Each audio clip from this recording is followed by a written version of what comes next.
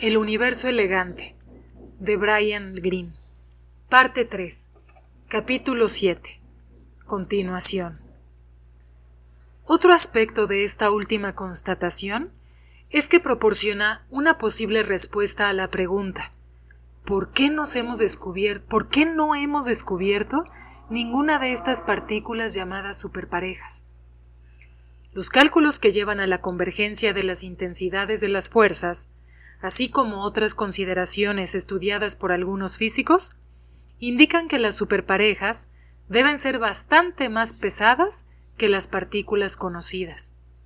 Aunque no se puede hacer predicciones definitivas, algunos estudios indican que las superparejas podrían tener 1000 veces más masa que un protón, o quizá sean aún más pesadas.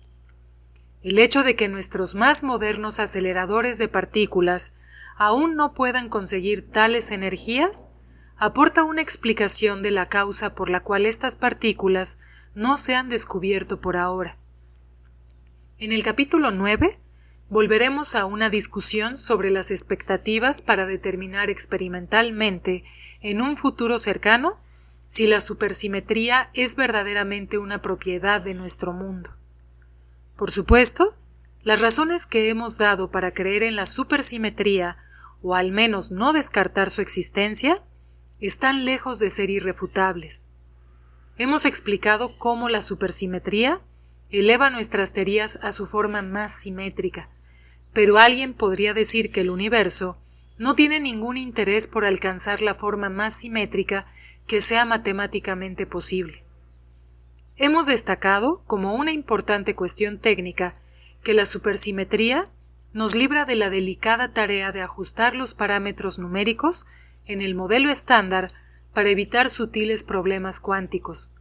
Pero se podría alegar que la verdadera teoría que describa algún día la naturaleza podría muy probablemente atravesar el estrecho límite existente entre la autoconsistencia y la autodestrucción.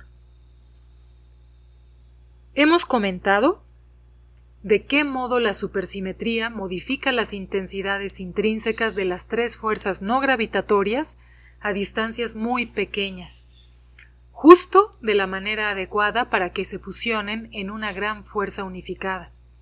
Pero una vez más, se podría alegar que nada en el diseño de la naturaleza exige que estas intensidades de las fuerzas deban coincidir de manera exacta a escalas microscópicas. Finalmente, también se podría argumentar que una explicación más sencilla de por qué nunca se han encontrado las partículas llamadas superparejas es que nuestro universo no es supersimétrico y por consiguiente las superparejas no existen. Nadie puede refutar ninguna de estas respuestas. Sin embargo, la posición defensora de la supersimetría se refuerza enormemente cuando consideramos el papel que desempeña esta simetría en la teoría de cuerdas. La supersimetría en la teoría de cuerdas. La teoría de cuerdas original, que surgió a partir de los trabajos de Veneziano a finales de la década de 1960, incluía todas las simetrías que hemos comentado al principio de este capítulo, pero no incluía la supersimetría, que no se había descubierto todavía. Esta primera teoría, basada en el concepto de cuerda, se llamaba concretamente la teoría de cuerdas bosónicas.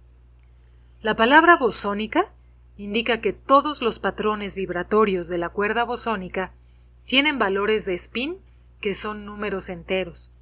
No existen patrones fermiónicos, es decir, no hay patrones cuyos valores de spin difieran de un número entero en media unidad.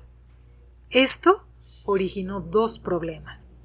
Primero, si la teoría de cuerdas tenía que describir todo tipo de fuerzas y todo tipo de materia, de algún modo tendría que incluir patrones vibratorios fermiónicos, ya que las partículas de materia conocidas tienen todas spin menos un medio. El segundo problema, mucho más preocupante, era la constatación de que había un patrón de vibración en la teoría de cuerdas bosónica cuya masa más precisamente el cuadrado de su masa, era negativa, el llamado taquión. Incluso antes de aparecer la teoría de cuerdas, algunos físicos habían estudiado la posibilidad de que nuestro universo pudiera contener taquiones, además de las partículas más conocidas, que tienen todas ellas masas positivas, pero mediante sus esfuerzos demostraron que es difícil, si no imposible, para una teoría así ser lógicamente sensata.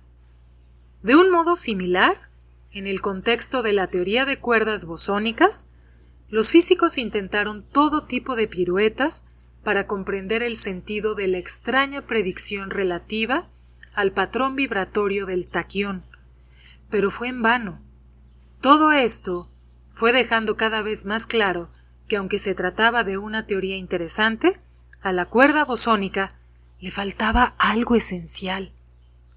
En 1971, Pierre Ramond, de la Universidad de Florida, aceptó el desafío de modificar la teoría de cuerdas bosónicas para incluir patrones vibratorios fermiónicos. Mediante su trabajo y otros resultados subsiguientes de Schwartz y André Neveu, comenzó a surgir una nueva versión de la teoría de cuerdas. Ante la sorpresa de todos, resultó que los patrones de vibración bosónicos y fermiónicos de esta nueva teoría parecían venir en pares. Por cada patrón bosónico había un patrón fermiónico y viceversa.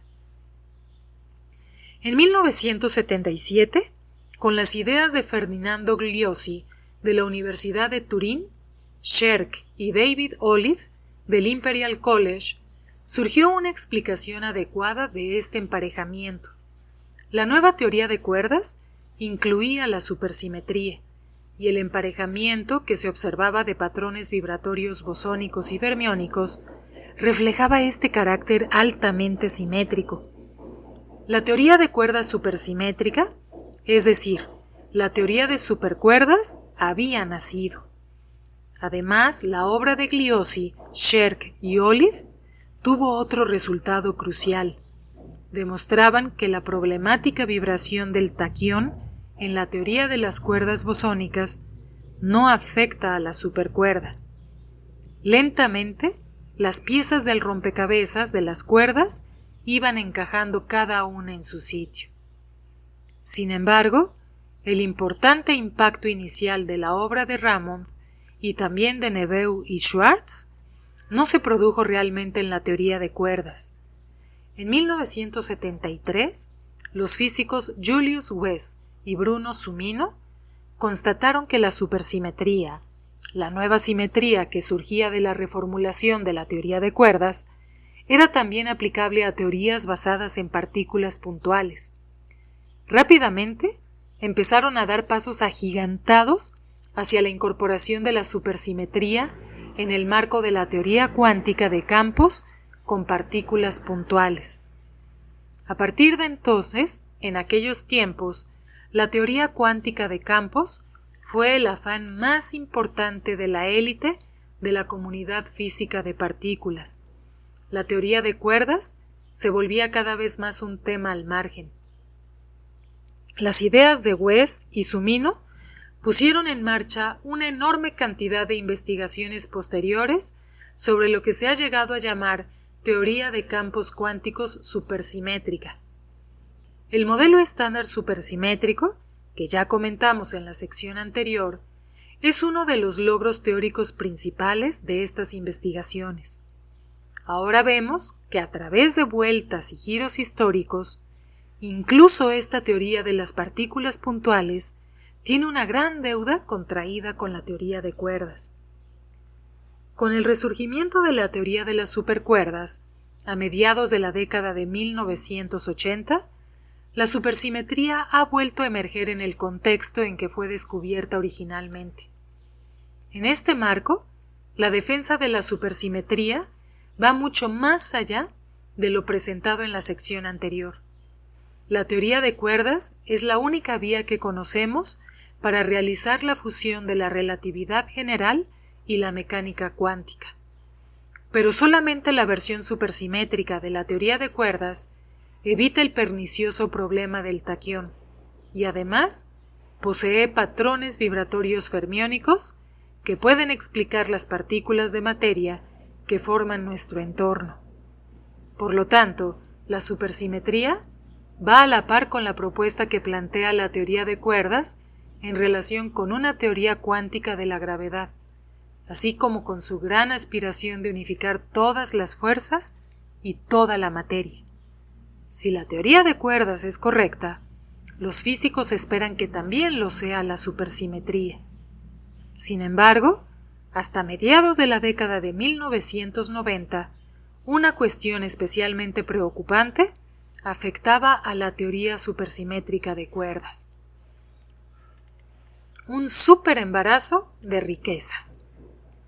Si alguien le dice que ha resuelto el misterio del destino de Amelia Earhart, famosa aviadora cuyo aeroplano desapareció misteriosamente en 1937 cuando sobrevolaba el Océano Pacífico, puede que usted se sienta escéptico al principio. Pero si le presentan una explicación bien documentada y minuciosamente meditada, probablemente les escuche. Y quién sabe, hasta podrían incluso convencerle.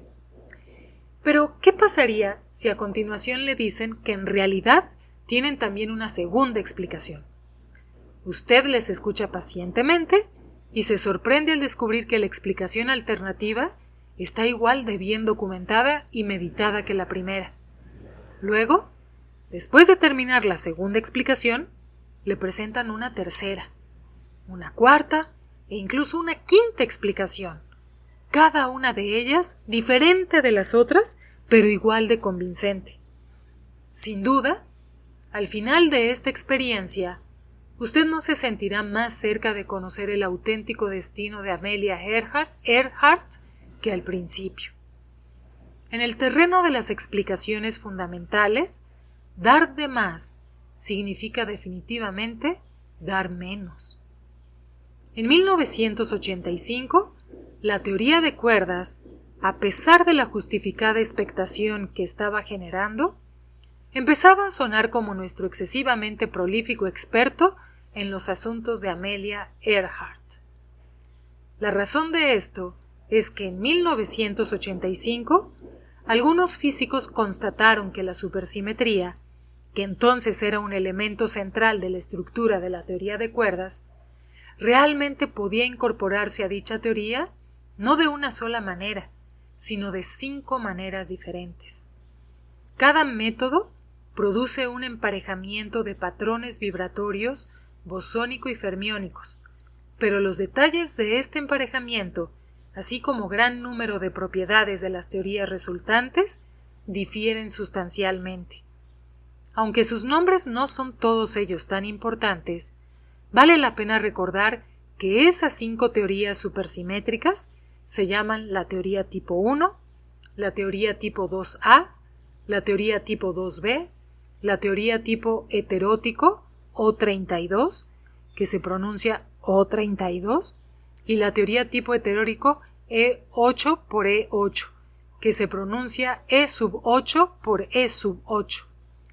Todas las características de la teoría de cuerdas que hemos discutido hasta este momento son válidas para cada una de estas teorías, solo difieren en los detalles más pequeños.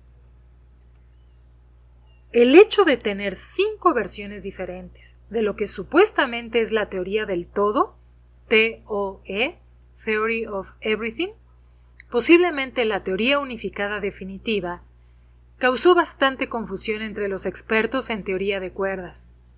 Del mismo modo que solo existe una explicación verdadera para lo que le haya sucedido a Amelia Earhart, la encontremos o no, esperamos que exista una única versión verdadera para la explicación más profunda y fundamental del funcionamiento del mundo. Vivimos en un solo universo, por lo tanto, esperamos una sola explicación.